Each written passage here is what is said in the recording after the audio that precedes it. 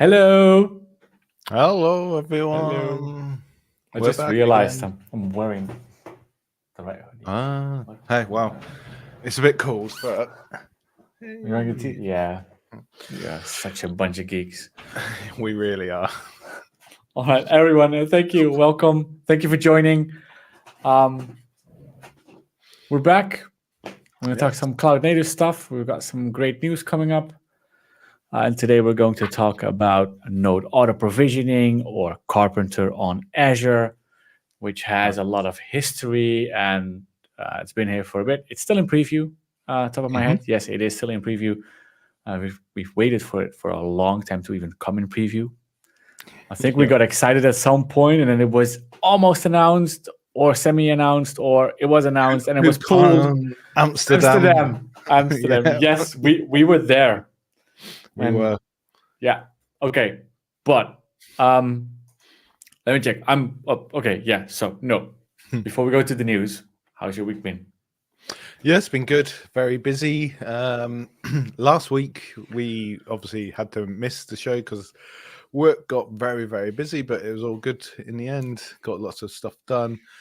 This week's been good, but it's just been really cold. Like, I miss summer. I love autumn and that, but it's just a bit too cold for me at the moment. How about you? Yeah, I hear you on the summer.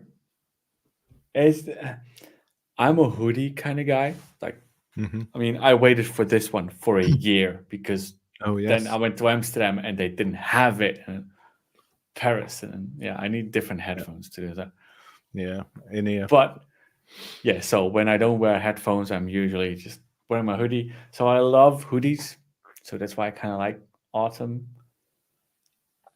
But yeah, no, yeah, I do hear you on summer. But I think it's good. I've got the sun coming up from there every day, so summer wasn't the best in the afternoon.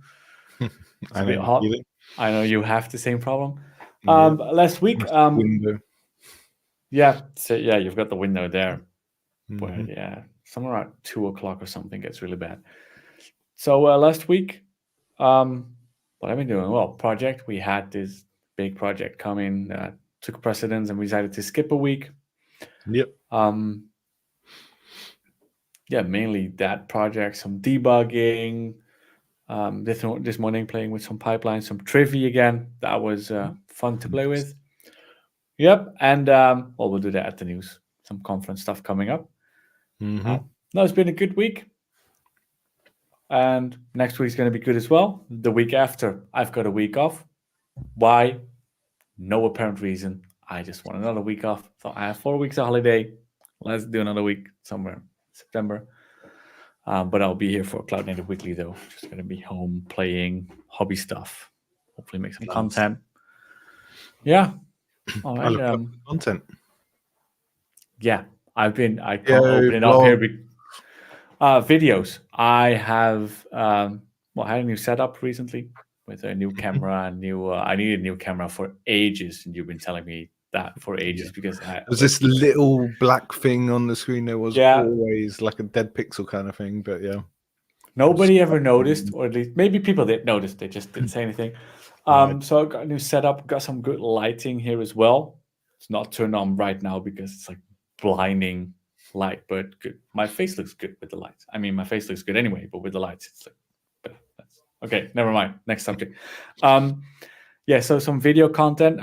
Been playing with OBS Studio and with Canva, creating some stuff. So I'm looking forward to creating some short videos, recurring ones on YouTube. Yeah. Looking forward to it. Yeah, I'll probably bug you to peer review some stuff before it goes live, as usual. So you'll see. Let's go to the news. Yes.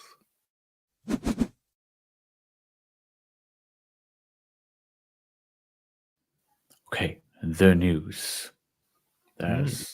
Well, I have one. We'll start with that, and then we'll move like very fast. Cool. Oh, yes. Okay, let's not talk about it. Who uses Java anymore? Is a lot of people still using Java in their applications? Let us know in the comments below.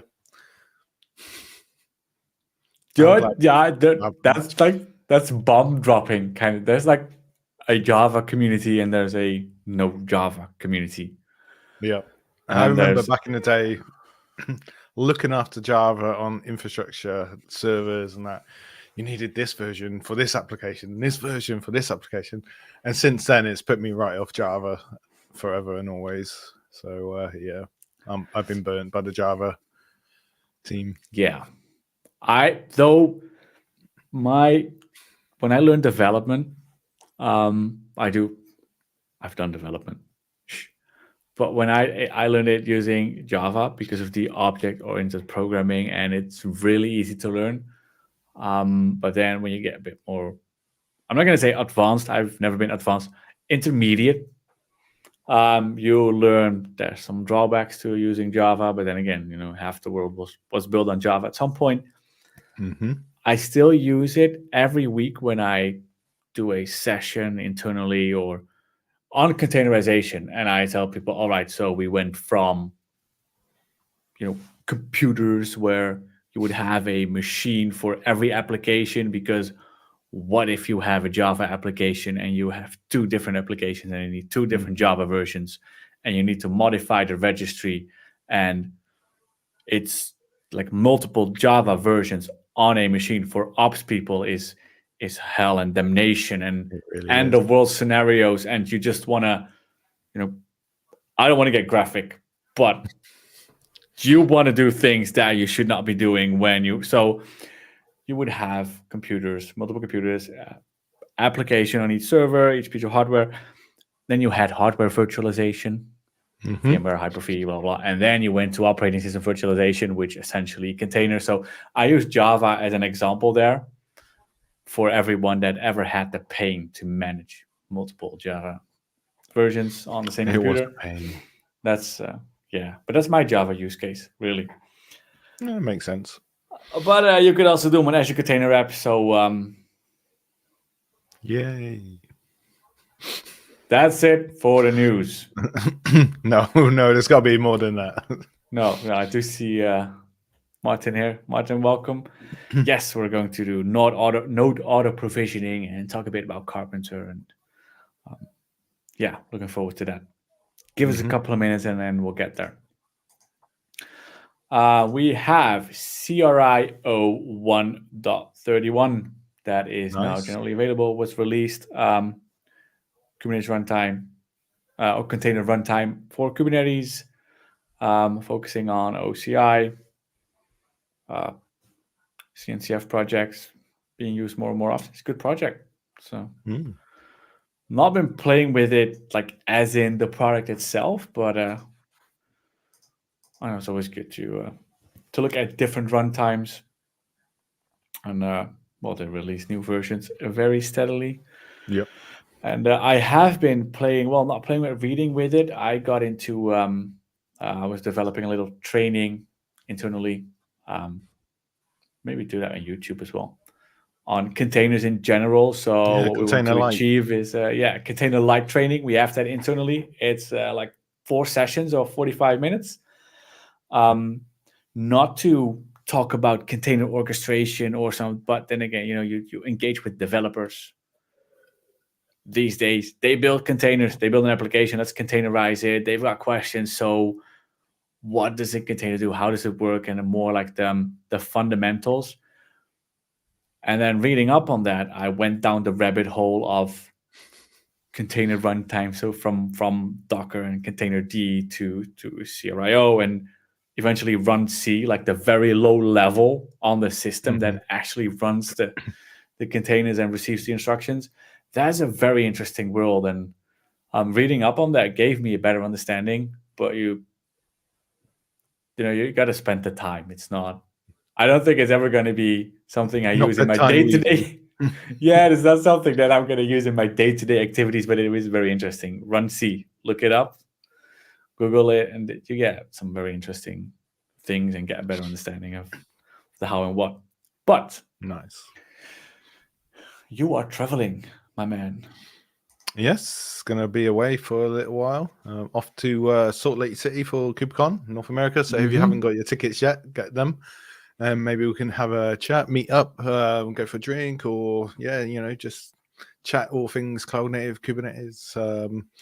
Maybe give us some ideas for what you'd like to see on this show as well, and we can maybe get you on board as well, and get you to present some 10-minute in tech or something like that. So yeah, just come out and see us. I'm quite excited about this one. I'm hoping there's going to be another AKS pre-day, but there's nothing announced yet. But there's some awesome pre-days, so if they don't, we can just pop off to one of them, like ArgoCon and all that cool stuff. Get your GitOps on. Oh yeah. I'm not going. No. I'm going to the one in London next year, April. Top of my head. Nice. First I think it's to like the 4th of April. Yeah, something like that. Yeah, which should be good.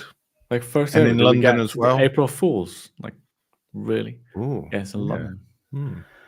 April Fools. Cool. Are they going to announce the end of Kubernetes in the keynote on April the 1st? I don't know. That would be quite funny.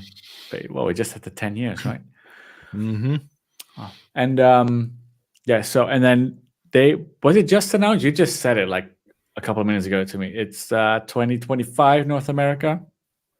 Yeah. 2025 North America is Georgia, Atlanta. I was looking through some documentation because they've also got one coming up in Japan as well in 2025, which is really cool. They're definitely Japan.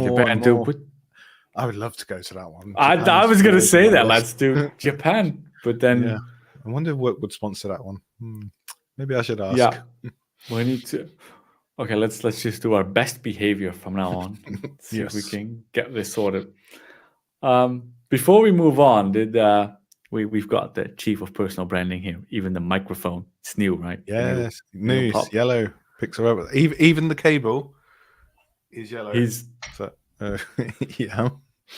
Literally, when that camera moves, everything is black and yellow. Personal branding, like the master of personal branding. What I should do is paint the walls black and yellow as well, but I think did you might be a bit too much. Did you not have at some point like a board with pins? Wasn't that branded? This one here. See, I told you, easy with that. Yeah, that's just unbelievable. All right. Let's fun. Next item of news. Oh yes, Microsoft Ignite. I'll be at this one as well. 2 weeks in America. It's just crazy. You do a back-to-back thing. Yeah, I'm not going to Ignite though. Yes, you are. Registration is open. So if you want a ticket, do it now before it sells out. If it hasn't already, I would check. I saw one of our beloved friends and colleague Simon on X just now that he just registered for Ignite. So yeah, he did it this morning. He sent me a message super early. I was still in bed. Like, oh, okay, well done, mate. He's super excited because he's off up to Scotland today to do Data Scotland or something. That's an event going on now. Our good friend Michael Cade is actually there as well at this moment, learning about data in Scotland, because obviously there's always data. Yeah. Wow. So if he's watching on repeat or whatever, hello, mate. But yeah, Ignite's going to be good because it's in Chicago, the same place where KubeCon last year was in America. So I'm quite familiar with the place, and that's I take everyone. I show them the ropes of Chicago and the 7-Elevens and all of that cool bits. Go to the planetarium. Yeah, should be good. Have you been there then last time? No, I didn't go to the planetarium last time. Last time my back was so bad. I literally went to the conference and went back to the hotel, took some tablets and just iced and like heated my back to try and make it through the next day.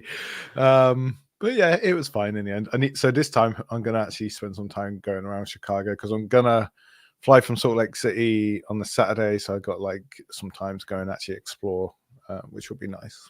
I'm arriving on the Saturday. No, I'm arriving on Sunday. No, I arrive on Sunday. I leave on Saturday. Yeah, you leave on Saturday, overnight or something. And then, so it should be good. So hopefully we can meet up and then we'll go and check everything out. And the planetarium. Yeah, I do like a good planetarium. I've never been to a planetarium. You've never been? Oh man, they're awesome. No, the only planetarium I've seen was in The Big Bang Theory, where, for the insiders, Raj was working. Yes. Yeah, I've got one in Newcastle, and there's a nice one in London next to the Madame Tussauds, if I remember back from my childhood, and one in Griffiths Observatory in LA, which is really cool to go to as well. Yeah. Closest I've been to that kind of stuff was last time I went to Ignite, Florida. Went to well, it was about 1 hour drive to Kennedy. Was it Kennedy Space Center? Oh yeah. With all the big rocks. That was good. And the IMAX screen and that. Yeah, very, very good. Very good. Nice. Would love to go back. We'll go back someday because, I mean, Orlando, Disney, got to do that one. Yeah. All right. Already 15 minutes in. Let's talk tech. 10-minute tech.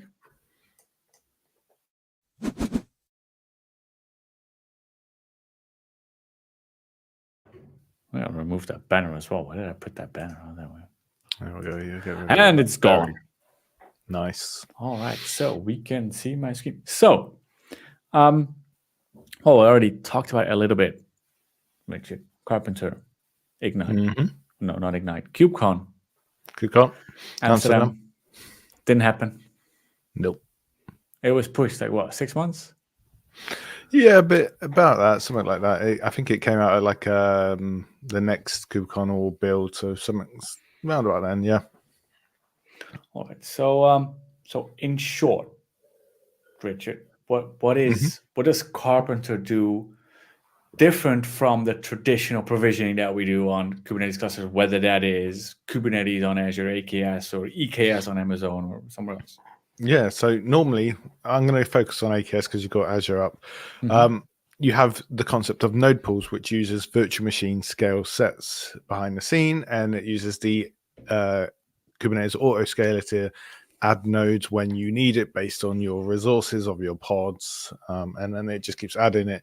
But these node pools, like the one here, are just one VM SKU only. So it's like a D4S V4 or V5, and you can't change that SKU unless you create a new node pool, and they're always set to that one SKU, and it will just keep adding a new one of that size. So you could end up with quite a bit of wasted resources in your node pool if you don't specify your requests and limits correctly.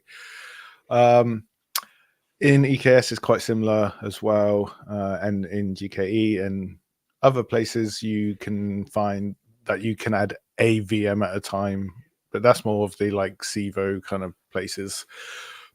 Saying that, actually, one thing we did miss from the news is there's a new actual in preview feature for AKS where you can actually add virtual machines to a node pool. So it's like a virtualized node pool. And instead of using a VMSS, you can actually have a set of VMs added instead. But we should probably talk about that once it becomes a bit further out of preview in a separate video. So I won't go too much into that one. But yeah, but we also have Karpenter or node auto provision, which Wesley's going to show us more about. So I'll let you take back over from here.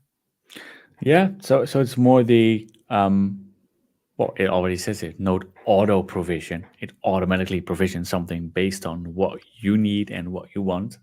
And the nice thing is it's just in time. So if for some reason, well, not for some reason, I mean, we come across customers a lot with a lot of different environments. Not everyone is very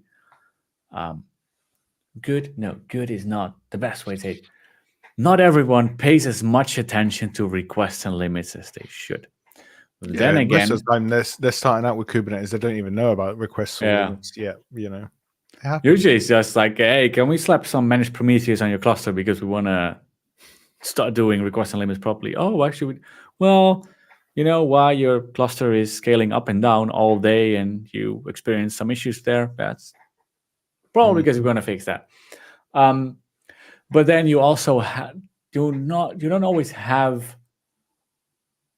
Well, maybe you do, but yeah, sometimes, a workload can be more dynamic, or the requirements are more dynamic. I mean, I wouldn't say that there can be a workload you did not expect. I mean, if there's a workload going to run on your cluster that you did not expect, you have a problem. You should know what's running on your cluster, when and why, and then it should be configured Bitcoin for that. miners running behind the scenes. Yes, so exactly that. Some NVIDIA stuff running on your node pools. Good luck with that. You know at the end of the month when the bill comes in if you had that. Yeah, if you don't get the bill, you will know when if you have a 10-story building, when you see your CFO running, jumping out 10th floor, that's when you bill shock. Video. Yeah. So, but then, just in time provisioning, I'm not sure about the load I have. So it could be 1 pod, could be 100 pods, could be once a month, could be once a week, could be any time, but it's not persistent. If it's persistent, then, you want to have a node pool, requests and limits, and minimized overhead. You've got great solution for that, like on AKS Managed Prometheus, and then use KRR from Robusta to inspect what would be best configuration, the best density on the node, but that's when you can prepare for it. With Karpenter or Node Autoprovision, we can send it a workload and it will go, all right, my current VM skill set, my current node pool does not meet the requirements, or maybe not as efficiently, but let's say it doesn't meet the requirements. I'm just going to spin up a virtual machine or 2 or 3 or 4 or whatever. And let's say my node pool is of type DS8 v something, right? So DS8. But then the workload I'm sending, let's say I'm sending 20 pods, which all have a request of 1 CPU, then those D8s they're going to scale for a bit and more, probably. Yep. But what if there is a SKU that could run all those pods? Or what if there's a SKU where if I only provision 2 virtual machines, it's going to run, half, 50% on one, 50% on the other. And then when the workload is done, it will just delete those virtual machines. In a normal skill set, currently in a node pool, that is not an option because you have selected a SKU. If you want a different SKU, you need a different node pool. Period. But then in the future, in preview, you have the option to provision your own virtual machine, but that is for now a manual thing. This is Karpenter. This is automating that stuff. So that means instead of adding a node pool or scaling a node pool, I want to provision a virtual machine. And that's what we do with node auto provisioning. Just-in-time provisioning. It's your lifesaver when you didn't expect what was about to happen. And normally we have this, right? We have our node pool resource group, and then we've got our node pool or our VM skill set. But what we want to happen is we need a virtual machine to appear here, auto-magically managed by Azure. Unicorns, wonders, wow, we need a virtual machine. We don't need a new skill set. We need our workload to run. So what I have is an inflate.yaml, which written by my dear friend, Richard. A very, very advanced deployment. Basically a parse image. I didn't even just write it. I copied it from a Microsoft repository for Karpenter as well. So, nice and simple. So what I have here is a very nice deployment inflate.yaml with a parse image, copy and pasted by my dear friend, Richard Hooper. Yes. Yep. That's best. And what we're going to do is when we deploy it, we've got 0 replicas. Karpenter or Node or provision already enabled on the cluster. When we scale it up, we want to see that it's not the cluster autoscaler, or it's not, it's not adding new nodes. It's not deploying a node pool for some reason. No, it's going to add a virtual machine to the cluster, like a virtual node, if you will. We're going to do that by applying the inflate.yaml. I already have the namespace. First of all, I want to do is check the events and then check for the source Karpenter, because even if it's called Node Auto Provisioning, the CRDs, everything, you will see Karpenter in the backend. It's still the open source Karpenter tool in the backend with the Azure features bolted on top, so it can talk to the Azure control plane rather than the AWS, because Karpenter did come from AWS, to be fair. One of their best tools they've ever released, I would say. in my Yes. opinion. And that's when at KubeCon Amsterdam, when we thought it might be released and it didn't get released, and not that Microsoft would release it, like it would be donated or it would become a public or an open source thing. I was like, let's walk up to the AWS booth and tell them what's what. But then again, those people didn't know about that probably. Okay, so what we're going to do is that we're already checking for the source Karpenter. I'm going to apply this on the cluster. So now we have that, but it's still 0 replicas. So what we're going to do is, because we've seen the beautiful inflate.yaml, which clearly states 0 replicas, we're going to scale that to 10 replicas. I pressed enter, did I not? I did. So now it says, oh, scaled, and there we go. Whoa, Karpenter. that was quick. Yes.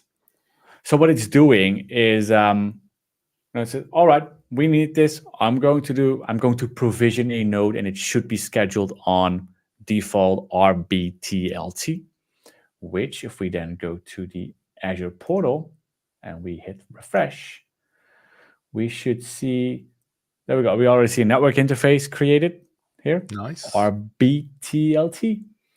And then we should see a virtual machine popping. There we go. There see it is. Virtual machine. Managed disks as well. Yes. And it is a D16, which my node pool is not. My node pool is something. I have no idea what is the node pool itself. So we DS2. See, DS2 couldn't cut it. Let's do a DS16. That having said, what then happens if you but then we're going beyond the time limits of this beautiful show. If you will leave this running, and we'll see that, but it will continuously check if you are getting the best bang for your buck. What if there's a cheaper virtual machine, or it went from 10 to 9 replicas, or it turns out that that pod isn't as busy and doesn't need as much resources? It will continuously check and then spin up an additional virtual machine. See, here you go. Conf replaced with a cheaper node. So this is not just-in-time provisioning because we did not expect what kind of workload we're getting. It's also a good way to start with FinOps or GreenOps, or give it a name. It's built for efficiency. And for me, it's just one of the tools in the scalability toolbox of Azure Kubernetes Service. And we got the cluster autoscaler, we got things like Kida, which is more for the workload itself. Then we've got this, we've got the virtual machine, the provisioning itself, the manual provisioning coming up. We've got so many options. And that means that we can, build a platform. We can platform engineer something. Platform engineer, yeah. Beautiful. We can platform engineer something that is the most efficient, both financially, environmental friendly, and fits the workload using those different tools. And here, see, it's not kicking anything. And if I scale it up again, it could do another virtual machine. If I add another 20, it could even go, all right, I've got a DS60 now. Those will remain on that. But now I'm going to provision a DS32. It's really clever. And what I really like about it is it can also pick up based on if there's no capacity in zone 2 or 3, then it will just only use zone 1. It knows about these capacity restraints. It knows about your quotas as well. So in Azure, you have a set of quotas, and it will only pick from the quotas you have. There's a bit of extra configuration you can do to tell it to pick different series. Out the box, it picks the D series by default, but you can create your own node pool claims and change it to be any family you want that you have access to. Azure reservations work with it as well, so you can still use all of your cost-saving ideas. And because we had that comment earlier from Martin about sort of real-world experiences with this, one that I sort of played with, I should say, is backup. So like when you're doing backing up of, say, a MySQL database or some long-running batch job, this is perfect for that, because you then don't have to have that node pool sat there where it only gets used for, say, 15-20 minutes throughout the day. It just, all of these will kick off at the same time, say 12 midnight. It picks the right size VM for you and just goes through it all. So perfect for batch processing and that. And because of that disruption thing, when you have a job running in these node pools, you can actually tell it not to disrupt. So it won't move those jobs to a new one. It won't try and reconcile it into a bigger node or whatever. So you don't lose that state that you've already got up to in your job. So that's where I sort of see the real world for. But then with AKS Automatic, which I think we spoke about here, which is Azure's sort of best practice AKS cluster automatically managed for you by them more, uses this out of the box by default to run all of your workloads, which is really cool. So Microsoft are putting so much effort behind this. This is going to go GA soon. I hope this year. I would say we got Ignite in KubeCon, so I would expect around about there. It's what they usually do. Fingers crossed. Yep. And then I think this will be part of my best practice going forward. Obviously, dependent on your workload. If you have like just one replica running of your workload, you probably don't want to do this unless you fix those disruption budgets. But yeah, it's a lot of fun. You can play with this, and there's definitely some real world examples for mostly batch processing and bursty workloads. I would say is definitely a good place for this. And that is what I really like about it. See, I did another virtual machine, or I did another scaling action, more replicas, and you see now it's doing the default HTV9R, which is a different virtual machine. So now I've got 2 virtual machines, or maybe even 3 running. What I like is get a stopwatch, deploy a node pool, and deploy a pod and wait for the virtual machine to come up and compare them. This will guaranteed be faster. Oh yeah, definitely a lot faster than the VMSS. Hello, Matt. Hey, not seen Matt in ages. Hey, Matt. So is there ever a case not to use it? Yeah, basically, if you've got very static workloads and you don't need to do just-in-time provisioning, your node pools aren't going to scale, and you've got, I don't know, cost savings plans or reservations, then just stick to the standard VMSS because it's not going to scale. You don't need it, and then there's less things running inside your cluster, so your actual system node pools are using less compute, so it's actually cheaper that way. But if you've got workloads that are very bursty, definitely look at using this. I think you'll see we've seen things like this before, right? So there will be a lot of companies with current solutions that will run on, see, it's even evicting pods and moving stuff over. You will see solutions that have been out for longer, that are more static, that indeed, also benefit, they need a static layer of compute, and nobody's really tweaking that anymore or actively redeveloping or re-architecting or rebuilding that solution. So it exists. And those are containerized. They will run on a node pool with the best pod density on a node, very efficient. You throw some reservations on, you throw some savings plans on that. And then there's going to be a new world where you develop something new or re-architect or rebuild your existing application. Then 100% do you want to take into account features like this, because this is where you start benefiting from that platform, the public cloud, even more. So every case not to use, I think older applications that you don't want to, some things you don't want to invest money into re-architect or rebuild because they're already becoming end of life or you're making good money of it. So I think new stuff definitely will be built using technologies like this. For sure. All right. Nice. And I guess with that, we're probably going to have to wrap it up because we're coming up to, we're a bit over time already. Also looking at, we got StreamYard, so we're streaming to LinkedIn and YouTube and X as well. We got 88 viewers. That's pretty good. That's good. So thanks everyone for watching. Thank you. Live. Means a lot to us. But yeah, if you have any comments or questions or ideas for what we should do next, please reach out to us. Let us know. And if you want to be on the show as well, reach out and we'll get you on and we can chat. Hopefully we'll get Carl back shortly, letting him settle down where he is. Yeah. And if we need to move to showtime to accommodate Carl, we'll let you all know on Twitter, X, and everywhere. But yeah, thanks everyone for watching. Yeah, thank you, and everyone. And that is, if you want to join and you have a 10 to 15 minute demo and explanation of something cool, whether it's a CNCF project or something cloud native that you worked on, let us know. We're always happy to facilitate. And with that, party times, weekend. Yes. Woo. Thank you everyone for watching. Thank you for joining. Have a good day. Have a good weekend, and see you all next week. Thanks everyone. Bye. Bye-bye.